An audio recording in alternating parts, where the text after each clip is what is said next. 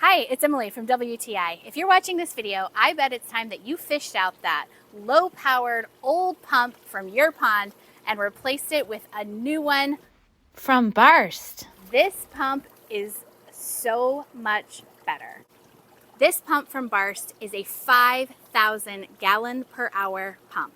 That is enough power to make your koi pond the most amazing one in the neighborhood. Our pond went from this to this with our new pump. Another thing that we really loved about this pump is that it's got a 25-foot cord. So that means you can place your pump box further from your pond and out of sight, which makes for a much more visually appealing pond area. This pump is really easy to install. Of course, I had my husband do it, but he thought it was pretty easy.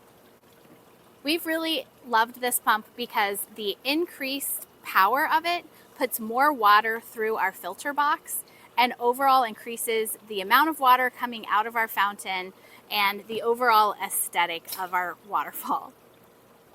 It's also really helped to clear up our pond because more water through the pump and more water through the filters has improved the clarity of cleaning out all the junk in our pond.